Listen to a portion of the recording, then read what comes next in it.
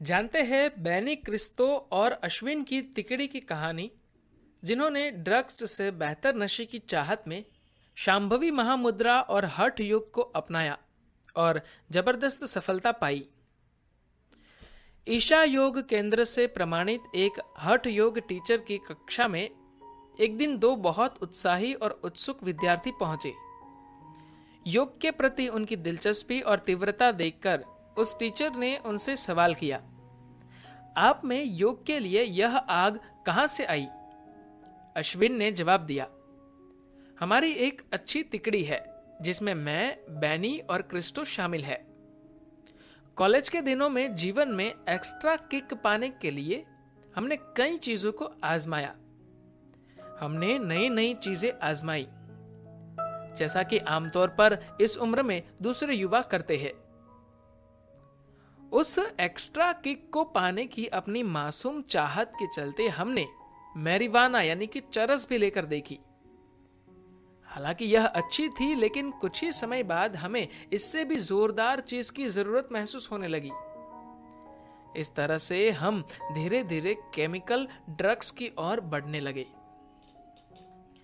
ऐसे में कई दिन यूं ही बिना सोए गुजरते गए और हम तीनों हर्ष व उन्माद, आनंद व शिथिलता की मदहोशी में खोए रहे।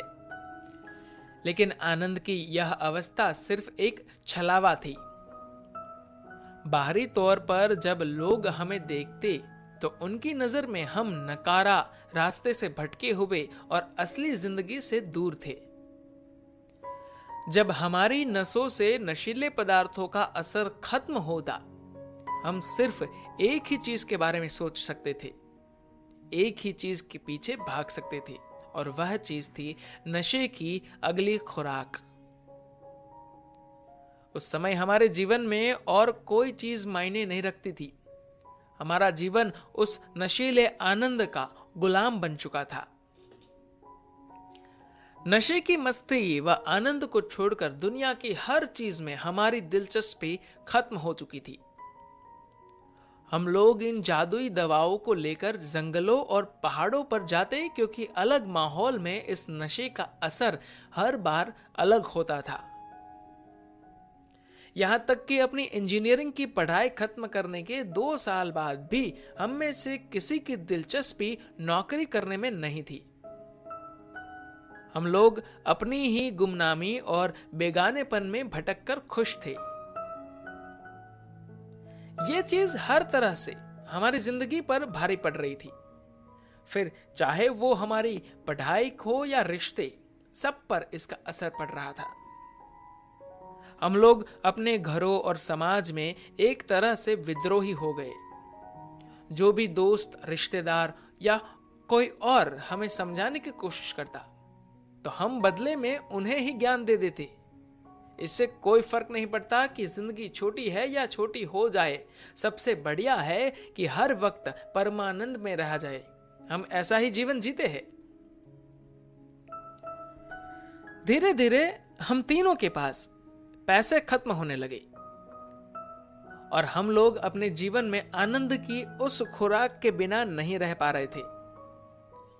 फिर हम लोगों ने बुरी तरह से इस नशीले पदार्थ का विकल्प ढूंढना शुरू कर दिया। हमें ऐसी किसी चीज की तलाश थी जो हमें वही किक दे सके और उसकी कीमत भी ज्यादा ना हो। ऐसी कोई चीज जिसे पाना भी आसान हो और कीमती भी ना हो। एक दिन यूं ही इंटरनेट पर हमारी तिकड़ी में से एक क्रिस्टो एक वीडियो पर अटक गया। इस वीडियो का शीर्षक था, ड्रग्स के बिना नशे में धुत कैसे हो सद्गुरु। वीडियो का शीर्षक देख क्रिस्टो की दिलचस्पी जाग उठी। उसने पूरा वीडियो देखा, थोड़ी और खोजबीन की। तभी उसे इनर इंजीनियरिंग कार्यक्रम के बारे में पता चला। उसके बाद उसने कोच्चि में जाकर इस कोर्स को किया, जहां उसे शांभवी महामुद्रा के बारे में बताया और सिखाया गया। अब क्रिस्टो बिना किसी नशे के आनंद की अवस्था में रहने लगा। वह और जानने के लिए उत्सुक हो गया। फिर उसने सूर्य क्रिया और योगासन सीखे। इन योग अभ्यासों ने क्रिस्टो को किसी तरह के नशे के बिना आनंद की दुनिया में रहने के काबिल बना दिया। क्रिस्टो ने ड्रग्स, सिगरेट और शराब पीना छोड़ दिया।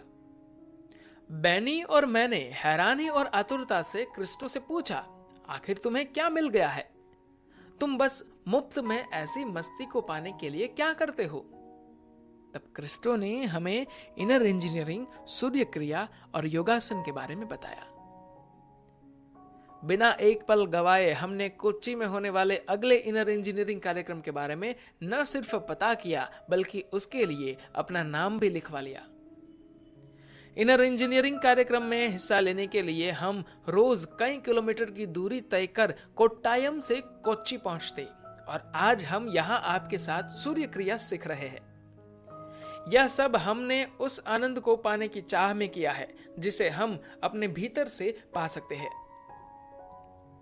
माता पिता से हमारे रिश्ते भी सुधर गए। मुझे और क्रिस्टो को नौकरी मिल गई और बैनी ने अपना कारोबार शुरू कर लिया। अब किसी बाहरी नशे की हमारी जरूरत खत्म हो चुकी है और हमारी जिंदगी पूरी तरह रूपांतरित हो चुकी है। अब हम आनंद का पीछा करने के बजाय अपने भीतर ही आनंद पैदा कर रहे हैं।